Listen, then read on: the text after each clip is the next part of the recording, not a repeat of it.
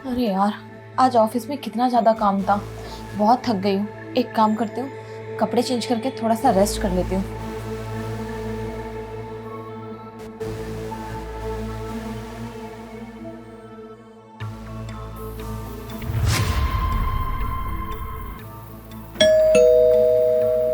भगवान, अभी आए हुए 2 मिनट नहीं हुआ और अब कौन आ गया। आ रही हूँ। अरे भाई आ रही हूँ, गेट तोड़ोगे क्या?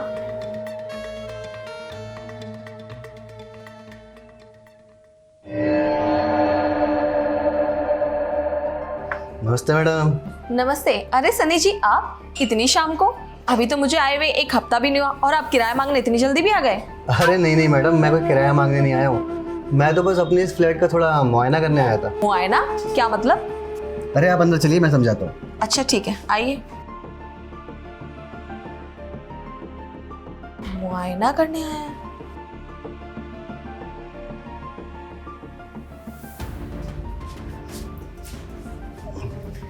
आप कुछ लेंगे, चाय कॉफी वगैरह? अरे नहीं, मुझे कुछ नहीं चाहिए। आप एक काम करिए ना, बैठिए, आइए। अच्छा ठीक। अब आप ये सोच रही होंगी कि मैं यहाँ पे किस लिए आया हूँ, मुआयना क्या, है ना। अब देखिए, आप लड़कियाँ कितने दूर दूर से आती हो, कोई गांव से आती है, कोई अलग शहर से आती है यहाँ पे पढ़ने के लिए। और आपको तो पता ही है कि शहर में मेरे 10-12 पीजी हैं, है कि नहीं। तो अब आप लड़कियाँ जब यहाँ पर रहना आती हो तो फिर जिम्मेदारी किसकी है? मेरी है ना। तो इसलिए मैं हर लड़की के पीजी में जाता हूँ हफ्ते में, और जाके मैं चेक कर लेता हूँ कि आप लोगों को कोई परेशानी तो नहीं है, कहीं जैसे लाइट में कोई दिक्कत हो या पानी का नल ना काम कर रहा हो। तो वही सब देखने के लिए बस मैं आ जाता हूँ हफ्ते।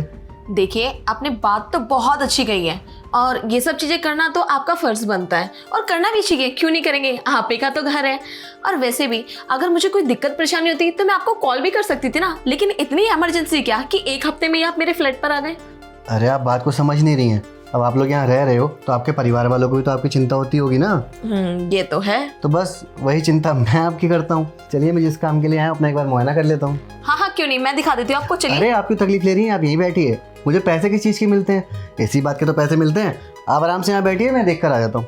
अच्छा ठीक है, जैसा आपको ठीक लगे। बड़ा अजीब आदमी है, मुआयना करने के लिए आया है और हर हफ्ते मुंह उठा के आ जाता है। अरे शाम के टाइम ऐसे कोई भी किसी के घर क्यों जा सकता है? और मुआयना क्या ही करना, मैं कौन सा इसके घर के पंखे चुरा के लेके चली जाऊंगी। और कितनी बड़ी बड़ी बातें कर रहा था कि मेरे 10-12 पीजी है। अरे तू कौन सा मेरे नाम कर देगा?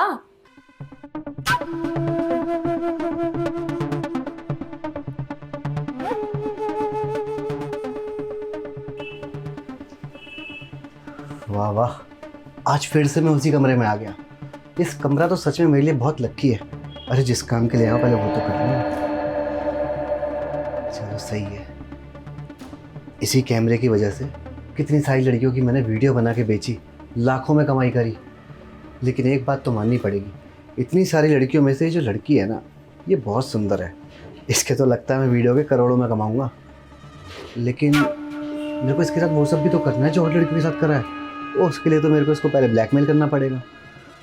चलो सही है, इसी वीडियो में नमक मिर्च मसाला लगाकर फिर इसको दिखाते हैं। अरे अब क्या खुद से ही बातें करता रहूँगा, मनी में लड्डू फूट रहे हैं। काम करता हूँ, बाहर नॉर्मल होके जाता हूँ, कहीं ऐसा ना हो उसको मेरे ऊपर शक हो जाए और फिर बाद में किच करे कुछ। हाँ ये ठीक है।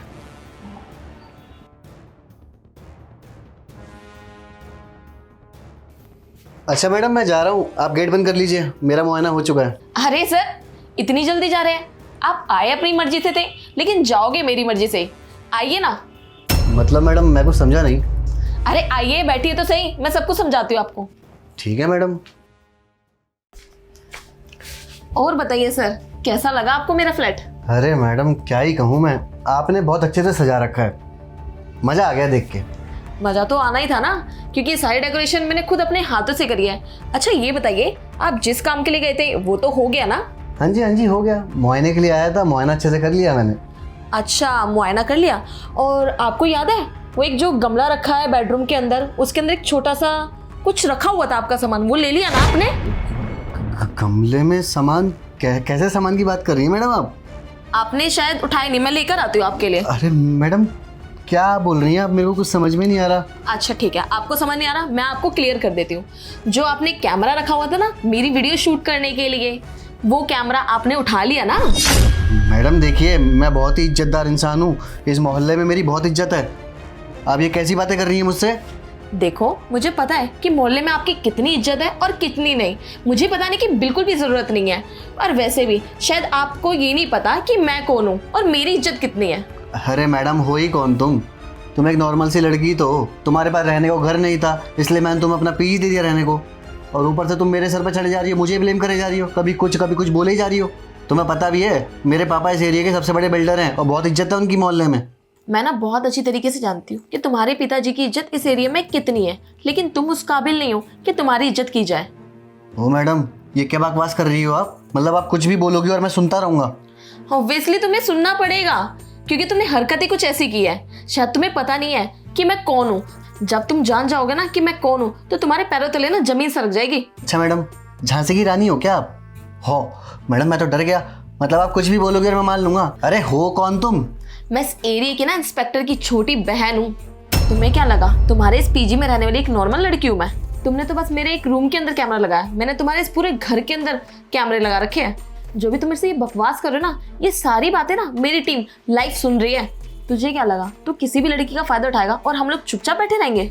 मुझे मेरे भाई ने ना यहाँ पे खुद प्लान किया है कि मैं तेरे खिलाफ ना सबूत इकट्ठे कर सकूं। बहुत सारी लड़कियां तेरे खिलाफ गवाही तो दे चुकी थी, लेकिन हमारे पास ना कोई सबूत नहीं था कि हम तेरे को रंगे हाथ पकड़ सके। अब ना तेरे को कोई भी नहीं बचा सकता कानून के शिकंजे से।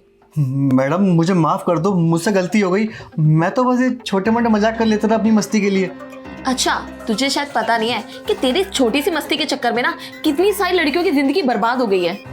मैडम देखो, मैं क्या कहता हूँ, इस केस को ना यहीं पे रफा दफा कर देते हैं।